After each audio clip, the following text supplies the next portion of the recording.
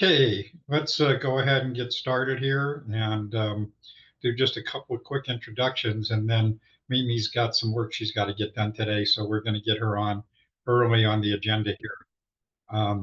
But we did have, so Jay, you introduced yourself, I think, last time, but if you want to just say hello.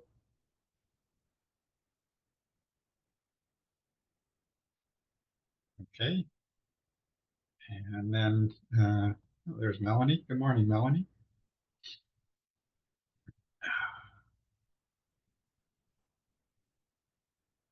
So Brad, do you want to introduce yourself real quickly? I think you're new to us. Well, I know you're new to us. Just say hello. Absolutely. Hi, I'm Brad Borman.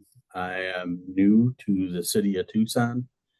I've been here for, I think this is my third week, and this is my first meeting of this type. So glad to be part of the group. So Brad, you want to tell people quickly what you're doing with the city? I'm working on the FTTP expansion effort that the city has. Okay. Is there anybody else that's new this morning? I take that to be a no. Well, let's go ahead and get started. Like I said, I'm really pleased to welcome Mimi Aguila. Is that correct, Mimi? Aguila, that's fine. Aguila. I'm close. Close, but no cigar. At least you didn't put an R on the end of it. So. Okay. So she is the executive director of We Care Tucson. And for most of you, you may probably have never heard of We Care Tucson, but we definitely should, which is why she's here today. They are really doing some really amazing work. As I was talking to Mimi earlier, that it's amazing that she gets any sleep and gets any time off. So anyway, Mimi, I'm going to stop sharing first of all. And I don't know if you have anything to share or you just want to chat or whatever, but I'm going to turn it over to you to just kind of tell us about all the cool stuff you're doing. I thought I would just chat and tell you about what we do. That's fine. To put We Care Tucson, we've been around actually since 1998 when we started as actually World Care. After events in 9/11 and Katrina and stuff, they felt that they needed to focus more locally and realized that World Care does not convey you're a local entity. And by 2020 had changed our name with the IRS to be We Care Tucson. When I was brought on, we honed our mission a little bit better. We technically do two pillars: technology and durable medical equipment and supplies. But for your guys' purpose, I will focus just on our technology component. It started out, we take in used technology, we restore what we can and sell it in a showroom that's open to anybody at very affordable prices. And then we ran a low-cost computer referral program where we partner with about 60 agencies who refer clients, and we work with them to get them into a laptop or a desktop that is designed specifically to have enough RAM, memory, camera, Wi-Fi connections, microphone, so that they can do school online or work remotely, apply for a job, anything like that. We do believe that there's value in having a cost for something when you have to pay for it. So we start out with $100 for laptops and $50 for desktops, but realize that people just can't afford that either. And we work with them. And we also will allow them to volunteer with us to earn the laptop or desktop. Then all the items that we can't use that are technology based, we recycle. And we partner with 3 local recyclers and then 1 in California who can't, because we don't have someone who can do that part of recycling. We discovered that we need to do more. It wasn't enough. So I thought it would be very cool to try, let's do a tech camp for kids to inspire kids.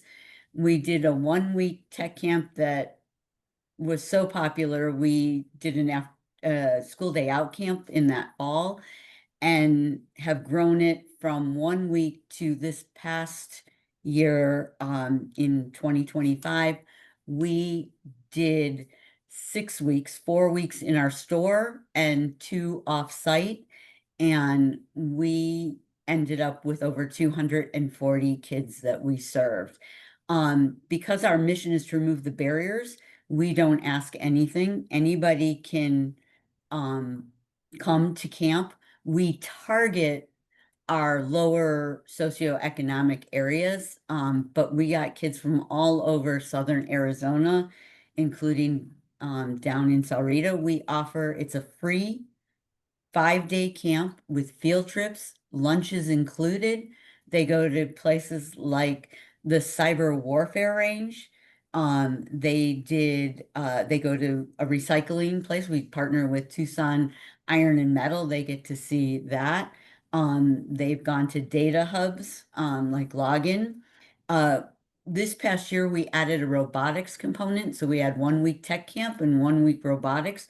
They too went on field trips. They went to the robotics lab at Pima Community College's downtown campus.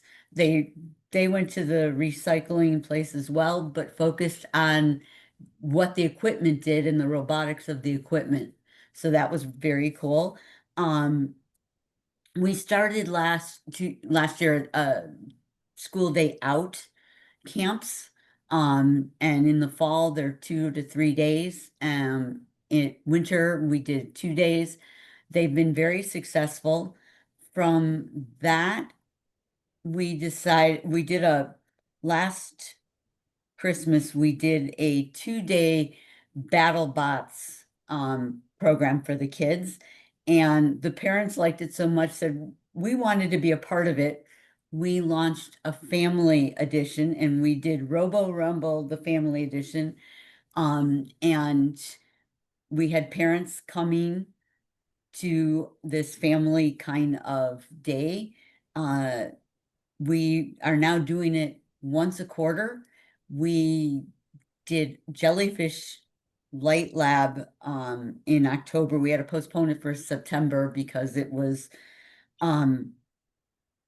we couldn't get the kits in because of delays in shipments, but it went off in October. And then in December, our final one is actually families get to build a gaming PC that they get to take home. So it'll be a desktop monitor, gaming keyboard, and gaming mouse.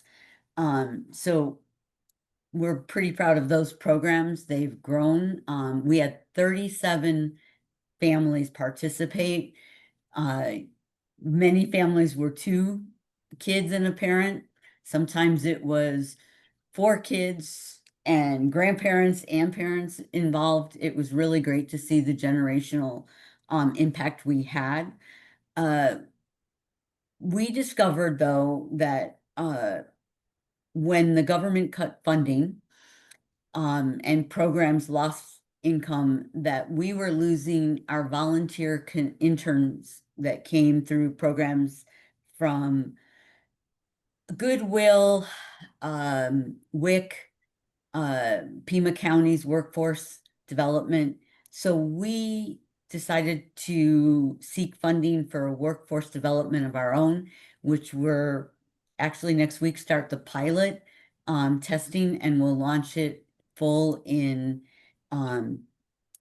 February, where people can do a track of learning tech repair and the tech components, hardware component side of computers, and then also soft skills.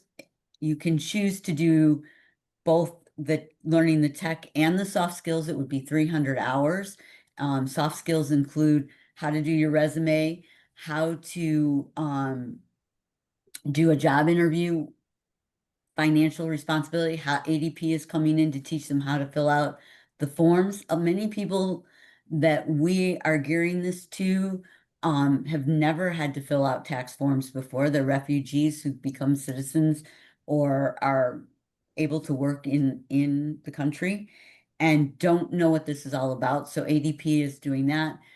How do you open a bank account? We have partnered with PNC and Hughes Federal Credit Union and ICCU to come in and teach them about those kind of things. We have local tech companies that are coming in and do mock interviews. So we're very excited about that. And as we see these needs, we keep expanding and growing. And to give you an idea, like camp started with 20 kids the first time when we had the 240. Our school day out program started with 18 kids. This year we've already served 70. Our low-cost computer referrals, when I started my first year, we gave out 225. Last year, 440. I don't have the count this year, but our requests alone in August grew incredibly. We had over 50 requests. We've never had that many. And we're working hard to fill them, and they just keep growing. Our student tech last year, when we tech connection was students only. So they don't have to go through any referral. They just put in a request of their students. We had 10. Already this year, we've given out 50, and that's as word of mouth begins to spread more and more. So that's kind of what we're doing in a nutshell. Pretty awesome. You know, for those of you who have been involved with us a lot, we've had a number of presentations from AZ Strut here in Phoenix area, but just didn't really pay attention to the great work that Mimi is doing and We Care here in Tucson. So it was really great, Mimi, to have you here today. Any questions or comments for Mimi before we move on? And since you brought up AZ Strut, our camp was able to do what we do because of AZ Strut. We partnered with AZ Strut. And we just took their mini techie camp and turned it into a 5-day program. So, and then the other thing I didn't mention is we do Tech Fest twice a year. It's a free community program teaching them about technology plus community resources. We started with, for digital inclusion, and it was so successful. We did it in the spring as well. Cool. Any questions for Mimi before we let her go here? Going once, going twice. Oh, Mimi, thank you so much for being here. You are really doing. I told you the day when I was sitting next to you and listening to, and then you did this presentation at Michelle's event, and it's like you just blew me away. Thank you. We appreciate the community support, and if you have questions, you can always reach out to me at We Care. Sounds good. Your Thanks email for- in the chat. I can, most definitely. Thank you. Okay, any other questions or comments for Mimi before we move on?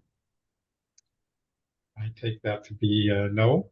Aaron, I know you've told us about your new relationship here with Human IT, but since we were talking about Mimi and the work she's doing, that there's a lot of relationship there. So do you want to just tell people again quickly about Human IT? Definitely. So it seems like most people on this call have heard of AZ Strut, and Human IT is very similar, except it's national. And so we keep tech out of landfills by making sure that the e-waste is recycled or refurbished and then made available out for folks who can't afford it, just like we've been hearing about. We also provide digital literacy upskilling opportunities all the way from very basic all the way up through AI integration and how to be safe online. And I'm on the philanthropy team with Human IT. I just started with them last month. And so my position is really focused on building relationships and, getting some more funding in there so the work can continue and keep doing good things. So I'm a great contact, for the Arizona piece because I'm here in Phoenix, but we do work nationally, as I mentioned. So I will share my information in the chat as well. I do have a phone number now as well. Very, very exciting day. Okay, thanks, Aaron, and congratulations on your new adventure here. Okay, Joe, you have your hand up. Actually, I was just applauding Erin and Oh. the work she's doing, and she's got a phone number. How exciting is that? So I was just saying, yay. It was a big day, let me tell you. Yeah, and and what you guys do is pretty cool. So I appreciate it. So I wanted to, I was trying to applaud without interrupting the meeting, and I totally epically failed. No problem. Okay, let's move on. So Randy, can I put you on the spot and give us some of the latest? And Mark, you did a great job yesterday at the ATIC board meeting.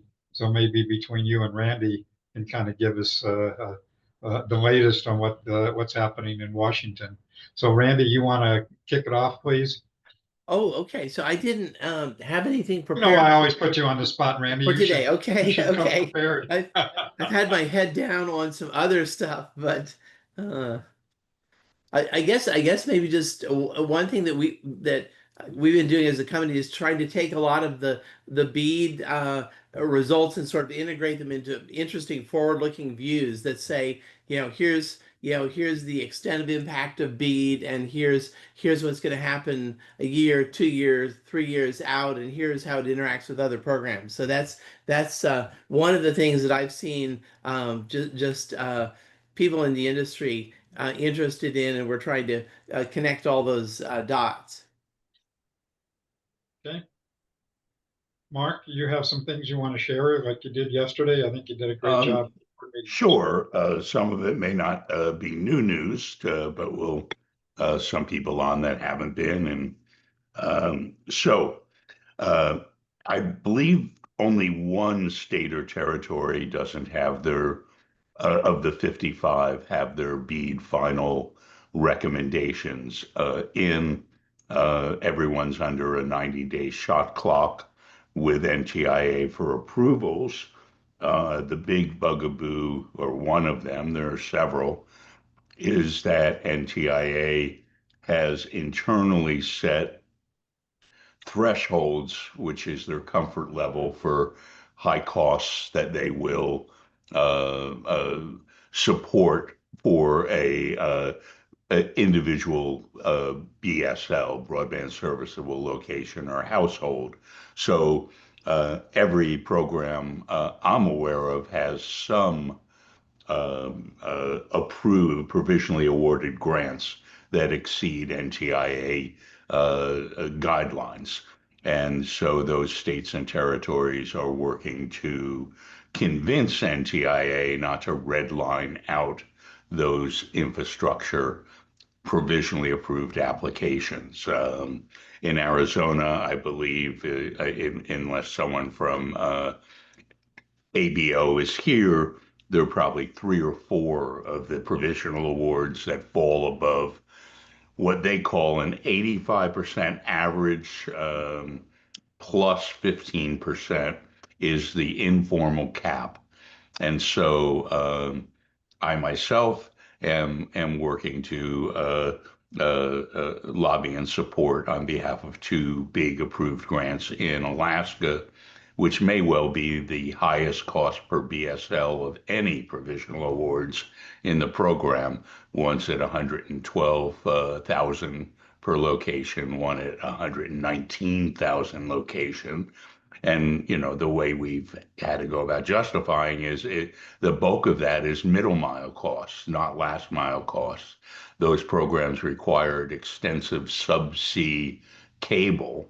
Obviously not an issue for the Arizona projects, but those are probably middle mile costs that are dominating the high cost per household calculations, not the actual last mile costs. So there are, 20 billion or so in provisionally awarded grants of the 42.45 billion in the entire program. And, the fear is that NTIA will redline some top cost layer of that 20 billion in state and territory provisionally approved.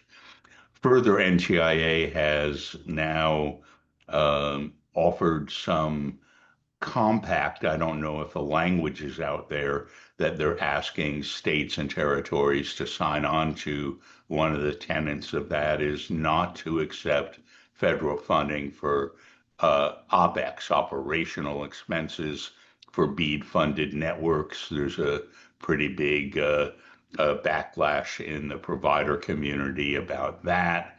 There's also NTIA requirements, I don't know how formal they are yet, that they will not finish awarding to states or territories that have affordability regulation or law. That came up during the earlier state volume preparations, right, about affordability and whether that could be required at some threshold. It cannot, according to NTIA. And then on the big non-deployment funds, which is probably 20 of the 40, 20 or 20 plus of the 40 some odd billion, these are funds that are not being awarded for infrastructure, and under the program design and legislation should be available to the states for other activities related to digital inclusion. We can't say digital equity anymore.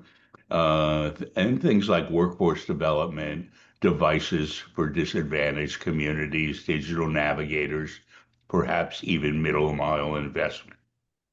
So for Arizona to bring it home, there was a $993 million initial allocation. A couple million is carved off for expenses in running the program at the ACA. I believe there were 512 million in provisional awards, which would leave over 400 million at risk. There's a big clamor from governors and congressional delegations not to interfere with the states awarding of the non-deployment funding and let them proceed with submitting plans. But NTIA has been quiet on the fact since their June program redesign, when they said a decision on that was pending. It remains pending. So that's my briefing there. However, in federal legislation to developments, I believe, I don't know if it's both houses yet. I think it may be. Certainly the House, there was $109 million approved in new funding for USDA to continue 3 programs. Community Connect, which is small grants of under 5 million, Reconnect, which can be larger grants, usually are, for broadband, and a program in telehealth and distance learning. So to my understanding, there is a specific split. I think I've seen it, but the $109 million would be spread across those 3 programs. And that's good news that there's some federal new funding that will flow. But as background, that's a lot less funding than has been available to those very programs in the past. And then there was a legislative initiative, bipartisan, to extend the authority of the middle mile program at NTIA that did award $1 billion. I had 2 grant wins in that program in Alaska and Pennsylvania. And it doesn't yet allocate the money, but it establishes the extension of the program from its initial statute, with the idea of adding funding to a new tranche in that program. A lot of the tribal grants in the TVCP program from round 2, I don't believe have actually been funded, and there's some clamor about that. They've been awarded for some time. The same is true of some of the Reconnect program grants. And so a lot of that stuff is stalled. Now, the NTIA is largely not affected by shutdown. The people working especially on the BEAD program and some of the other grant programs are in a different kind of budget category that had its continuity and funding. So they have been working, states have and territories have been working with them. So with that little rambling report, let me pause and see if there's any additional input or questions Randy and I might answer. So Joe, you have your hand up. Yeah, thanks. First on the USDA, we've heard from the branch chief for these grants and programs that it's most likely that on we're going to see, instead of grants, we're going to see low interest loans. So there's going to be a lot, even that small amount of money that is going to be allocated between those three programs. Reconnect in particular is likely to be mostly low interest loans there, and there may a not good even point. be a Reconnect's grant. always been a program that either was 100% grants or 100% loans or 50-50. That is Right. a tenet of the Reconnect, but I hadn't heard that they would now lean towards the loan side. Yeah, so that's what we're hearing directly from the branch chief there. Well, when he's at work. So that's what that looks like. And talking about the 85% threshold, and this is both, I guess, a comment and a question. In Oregon, our broadband office negotiated all of the applicants down below that 85% high cost threshold. And yet, the NTIA apparently at random selected 5 higher costs, not the highest costs, and none of them over the 85% threshold, but 5 applications, and said, we're not going to fund these unless you can give us irrefutable evidence that this is the only way to do that. We're going to give them to Starlink. And it's odd because it's not the 5 highest costs. The one thing that we noticed was that all 5, and you mentioned this about the Alaska one, and so I'm curious if you're seeing any of this in Arizona. All 5 of these had a significant middle mile component. So it's almost as if that was the thing that triggered them. Mm. So yeah, so I don't know if you're seeing that or if that's. I don't have visibility. When you look at the cost per BSLs, which are widely reported, Yeah. it doesn't give you any real sense. Right. Of all of the high cost ones I am familiar with. I think in Alaska, in one of our projects, 70% of the cost was middle mile, and the other 80% of the cost middle mile. And the cost for actual fiber deployment in communities was modest and within ranges. Right. But no, good observation, Joseph. Very good. Yeah, I was just curious. And so, I appreciate the briefing. It was really good. Thanks, Mark. So Joe, could you introduce yourself real quickly, please?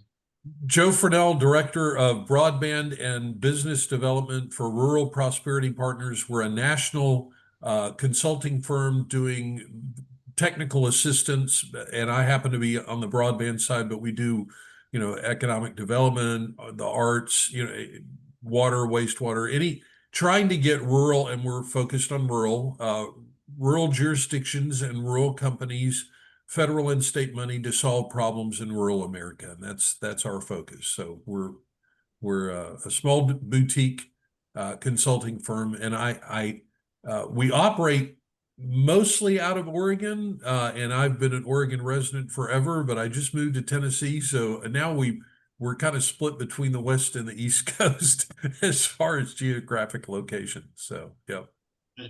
Glad Thanks, to be Joe. here. And Randy, I don't know if you want to add anything or at least introduce yourself, please. Yeah. Randy Leaning, broadbandtoolkit.com. So we do analytics on infrastructure and digital opportunity, help a lot of people who have planning requirements, whether they're investors or government entities. But we have kind of a rich set of tools. And I guess one thing, just with this discussion, one thing that's really jumped out to me is that is if we go back maybe a year and a half before subgrantee selection started, and even if you look at sort of the structure of the BEAD program, it's unusual among federally funded broadband programs in that it focuses on collections of locations as opposed to geographic areas. But what's interesting is what drives the cost of deployment of any physical infrastructure is in many cases area, unless you're satellite. And so I think we're still studying it, but right now we're trying to connect the dots and really kind of see how that is driving the results. And now that most people are in, and hopefully the data is somewhat stable, our goal is to really dig into that next layer and glean some insights there. Thanks, Randy. And Mark, can you quickly introduce yourself? And Mala, I'm going to get to you in just a second. You were Okay. next on my agenda anyway, but Mark, just tell people who you are. You have kind of a Sure. dual identity. Mark Goldstein. I have a research and consulting practice, International Research Center, and I'm chair of the Arizona Telecom and Information Council, a long-standing policy group of which AZBSN is kind of a sister organization. Okay, thank you, Mark. So Mala, a couple of things. Looks you have your hand raised. Some comments apparently you wanted to make, and also while we're at it, for you to kind of give us what's the latest with what's happening with schools and libraries. So Mala, take it away. Sure, thank you. I had a quick question for Mark. Mala, Yes. yeah, you know what you have to do first. Oh, You have to. sorry. I'm Mala Muralidharan. I'm the state E-rate coordinator for public libraries at the state library. Thank you for reminding me to introduce myself. Mark, I had a quick question for you, and this is about the OPEX. You mentioned that NTIA does not want the providers to accept federal funds for OPEX. Does that include E-rate funding? Because for forever, so far at least, E-rate has not been considered as a federal funding, but Right. lately it has moved to Treasury. It is being funded through Treasury. So it's kind of, neither here nor there. And I wonder if they, because then that that puts a different color on the whole thing. Honestly, I don't know, but my inclination is that it does not, Mala.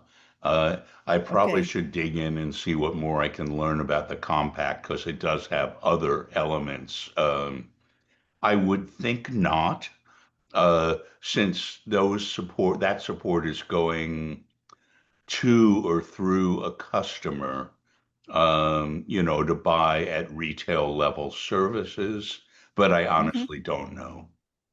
Right. Especially because E-rate is providing, um, funds for fiber layout almost at no cost to the customer Right. if the state provides a match for some of it. No, So yeah, good question. Just, I don't honestly know yet, but I will dig in a little. yeah, I I tried, I couldn't find anything. That's why I was asking.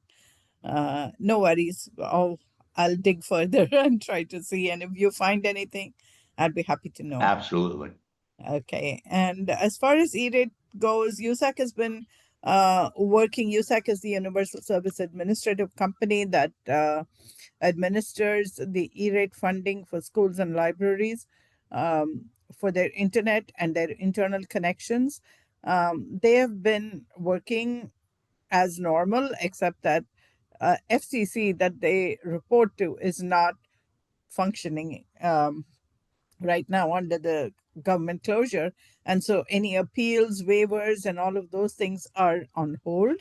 And so too are things that that need comments from public, like the eligible services list. Every year, the eligible services list for E-rate is put out somewhere around September timeframe, and the deadline for comments were due on October 15th, but because of the closure, the deadline's been pushed to a few days after the government reopens. So we're still waiting to hear what the new deadline is going to be. But in the meanwhile, it is available on the USAC website. I'll put a link to it as soon as I'm done talking. So there is a deadline to comment on whether those eligible services are the services that need to be funded for 2026. Okay. So 2026, July 1 to 2027, June 30th. That's the time frame we are talking about. So other E-rate updates, of course, we all know that, and we've spoken about it quite a bit, about the hotspots and bus Wi-Fi services that Jessica Rosenworcel suggested that it be funded through E-rate, and it's not going to be funded. That's for sure. But Mission Telecom, along with AZ Strut, are offering a unique program for schools and libraries that have applied for this program in anticipation that it would be funded. So they would honor the E-rate applicants and their applications for the for their share. They would have them pay only their share. Like, for example, if they were a 90% discount library and their share was 10%, they would honor that and have them pay just the 10% and provide them with services to bridge this year. So thank you, Mission Telecom. Thank you, AZ Strut, for doing something so awesome at this time of the year. So the only other thing that I wanted to update, unless you are going to do it, Steve, is my Healthy Broadband live broadcast. Are you going to do? Oh, yeah, Lucy's here, so Oh, Lucy's here. Okay. she's next. Hi, Lucy. She's next on the agenda. Okay. Okay, great. Then I'll shut up and hand it back to you. Okay. Any questions for Mala? Going once, going twice. If not, Lucy, you're on. Hello. Good morning, everybody. I was just trying to get my notes ready and you just threw me in there. Lucy Howell, co-founder of the Force for Health Network and acting as coach for My Healthy Arizona. Have been working with Steve since the beginning of the year on launching a bi-weekly task force focused on health and education. So just finding actions and some goals that we can work on as it applies and relates to connectivity and broadband issues. Last week we had our second My Healthy Broadband live. We had a heavy focus on rural. So Kelly Mukherjee did a overview, a live interactive session with the AZ1 maps, looking at maybe Apache County and kind of giving some hands-on on how to actually use that powerful tool, AZ1. Then our biggest segment was really with This is Mark.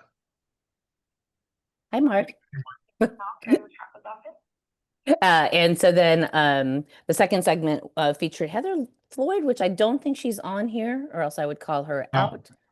She's really coming in with the perspective of boots on ground from Southeast Arizona. And then we featured Carrie Foote, who is the incoming president for the Arizona Rural Health Association. So it's nice that we had a state perspective and then kind of a boots on ground perspective to really talk about some of the highs and challenges of rural. We flipped through a little storybook. Some of the feedback that we've had from the field has been maybe we should think about renaming if our goal is to educate families and group leaders who don't really know much about the importance of connectivity and broadband. If you say broadband to the average person, it doesn't really connote this like significant meaning. So today's meeting, which is at 3 o'clock, happens to fall on that second and fourth Thursday. Happy for anybody to join. I'll put details in the chat, but we are going to contemplate a name change. Maybe My Healthy Connections. So if you want to have some insight into that, or help frame some of the upcoming topics, happy to report that Scotty Ward will be officially on as a guest for our December show, which is awesome because we all saw some of those tips on this meeting a couple weeks ago. So I think libraries and then healthy cyber safety tips. We ended the show with some cyber safety tips that the governor's office had kind of played around with us with the ASTI conference. And so that was fun. But it's on YouTube. I will go ahead and share the link. Again, from your couch, if you just go to your TV and look up the Force for Health network, My Healthy Broadband is there and you can kind of watch it. So I thought it was a great show. It goes smoothly and the content is beautiful. Of course, all of 10 viewers, 12 viewers. So we're just going to kind of be consistent and see if we can go ahead and do some post-show editing and sharing, which I'm a little late at right now. I'm finishing up the recap today and I'll share it. But that's my Healthy Broadband update. Mala, did I miss anything? Steve, you want to add No. anything? Lucy, I will not be on the call today. It's my wife, it's our anniversary today. So I Happy promised my anniversary. wife that I would spend the day with her. So will not be there this afternoon. Sorry. Got it. I see that Amber Wells is on also. The other exciting huge thing that I'm just going to throw in here on the side is I'm part of the Arizona Healthcare Action Network, which is really trying to fill the gap of 76,000 healthcare workers in the state of Arizona by 2030. And this whole concept of making sure people are connected so they can have access to the pre-apprenticeship programs and all the readiness programs. Pipeline AZ is an incredible resource within the state for any high school student to kind of look up and see whatever their pathway is, what all the options are at the colleges. But if they are not connected, right, it's just not a option that they could take advantage of. So that was a pretty significant summit this past week, getting all those leaders together. But okay, that's it. Thanks. So while we're talking about health, Melanie, you got anything you want to update us on? Are you there? No. Where'd she go? Oh, I'm there here. she is. Just had to find the buttons. Hi there. Don't mean to put you on the spot. And by the way, Melanie, I really enjoyed the conversation we had at the at the Library Association conference a couple weeks ago. Thank you. No, that was a really fun event to be at. Let's see, latest things. I'm still working on my 2026 schedule. Working on some other conferences out of state as well. Colorado, our region states for our SWTRC, which is our Southwest Telehealth Resource Center. Hi, I'm Melanie Escher with the Arizona Telemedicine Program based here at the University of Arizona in Tucson. So yeah, no, I will hopefully have a little more updates coming into December once I get my 2026 schedule put together. Okay. Can I add Okey doke. something Yep. to what Melanie said for telehealth? Yes. Oh, thank you, Melanie.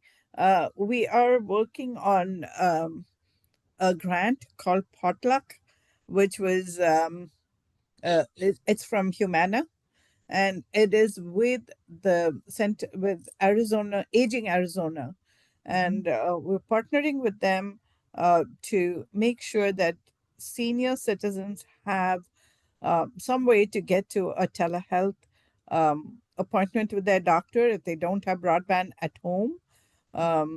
we're also partnering with uh, Valley, it's not Valley Metro.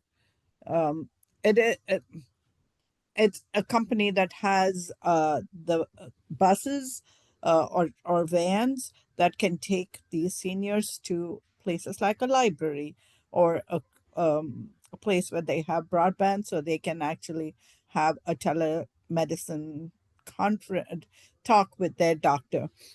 Right now, we have only a couple of vans, and they have been retrofitted.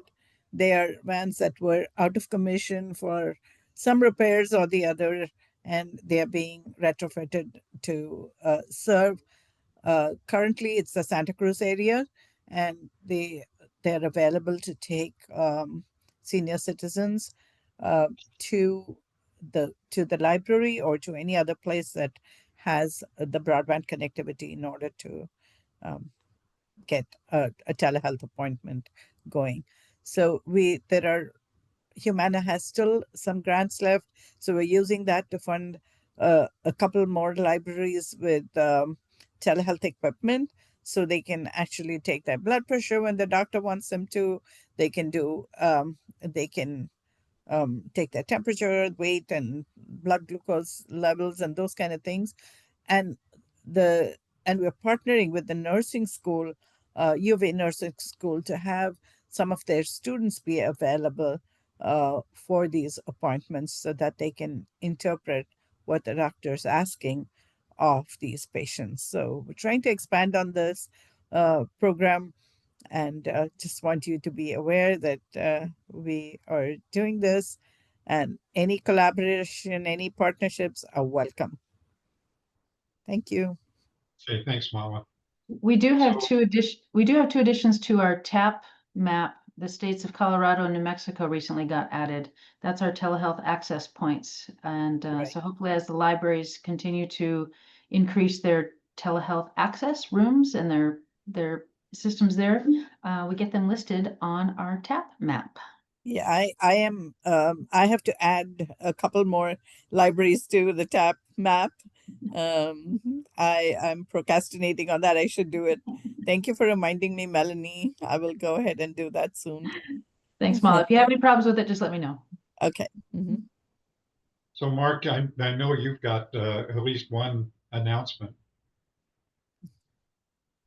Yeah, thanks, Steve. I put in the chat tomorrow is Big Data Southwest National AI and Data Center Conference out in Chandler. They have a golf day going on today, which is a STEM program benefit event. But there's an all-day event tomorrow out in Chandler on AI and data centers. At 2 o'clock in the afternoon, ATIC will again hold a breakout session at the conference for broadband providers and people interested in the broadband provider perspectives and community to have a working discussion session. So that's, I believe, the fourth time we've done that in conjunction with this conference. It is available both on site and virtually with free registration at the link that I provided. If you do come on site for the 2 o'clock meeting, you'll be able to catch the last, I believe, two sessions after we wrap up at 3:30 and the closing reception of the conference, all for free. Though if you would like to attend the entire conference, and you can find the agenda and program at the link in the chat, there is a code AZBSN 25 for 50% off the $495 fee. So I know a couple of people on this call will be joining us tomorrow. Henry, Aaron, not sure who else may be registered, but look forward to seeing you there. We will record it, and Henry took great notes last year, and we published them through ATIC. So looking forward to that. Okay, thank you, Mark. Any other announcements about that?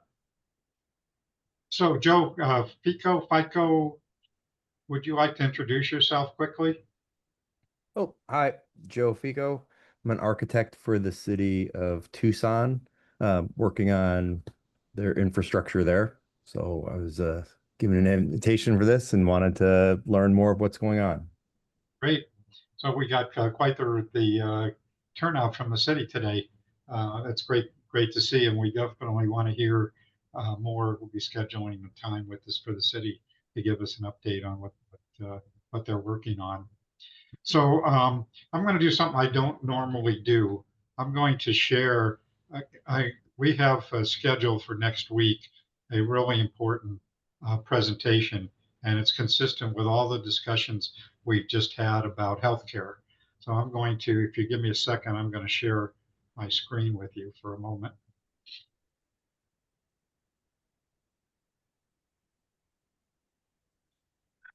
So next week, Mohan Tanaru is going to be presenting.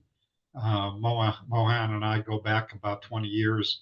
I first met him when he was head of the MIS department at the University of Arizona, which, by the way, I don't know what the latest status is, but they used to be like the #1 MIS department in the country.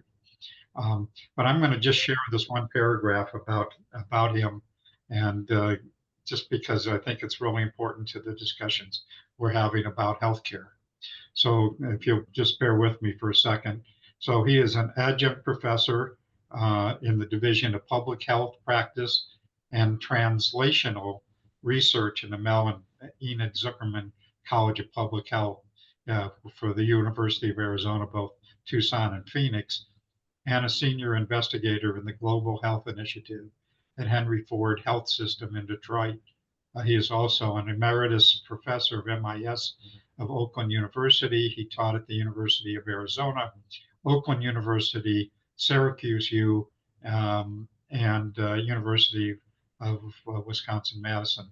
He was the former dean of the School of Business and the founding director of the Applied Technology of Business program at Oakland University, department head of MIS at Arizona, which I mentioned, and his research covers areas like knowledge decision support, IT strategy, and systems and service modeling, and more recently in digital health and healthcare leadership and management. He is going to, I'm going to stop sharing that now. He's going to be talking specifically tomorrow or next week about AI and use of AI in providing healthcare services for underrepresented populations. And so that's really where a lot of his focus and a lot of his research has been over the years. So he will be a great resource, Lucy. He will be a great resource certainly after the meeting next week and on into the future. So anyway, just wanted to share that. I don't normally do that, but I just thought it was timely.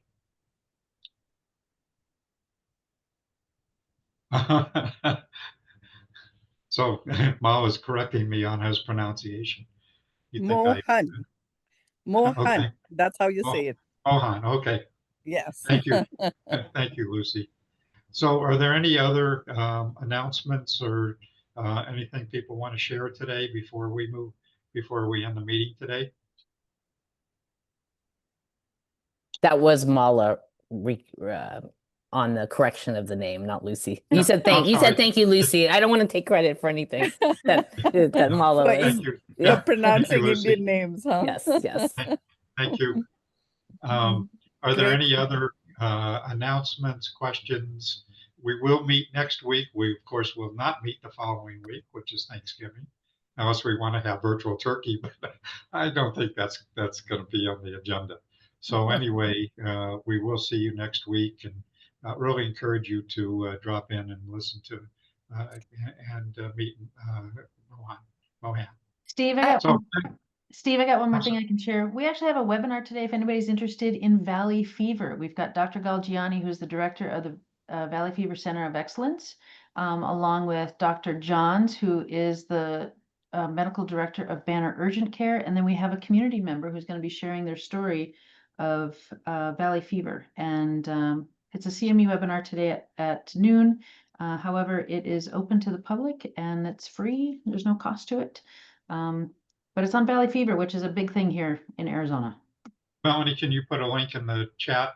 And while I'm Certainly. mentioning that, I think you all know, but you can, as you know, I do send out the chat after the meeting, either tomorrow or Monday. But if you want to check out any of the information that is included in the chat today, you can actually download it now. If you go to chat, and in the upper right-hand corner, you'll see 3 ellipses. And if you click on that, you can save the chat to your computer. And so you will have all the links and information that was provided in the chat today.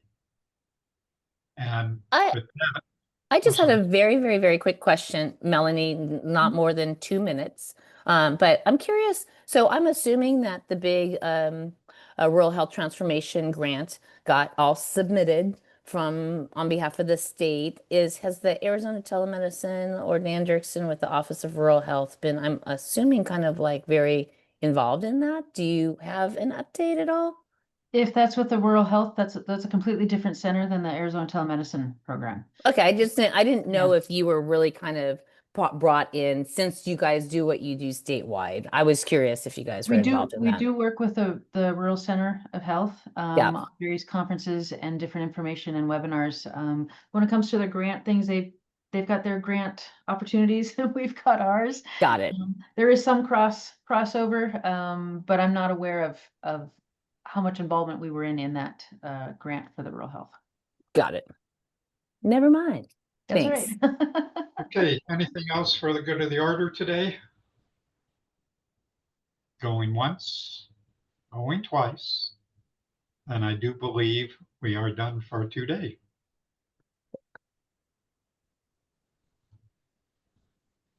Thanks. Thank you.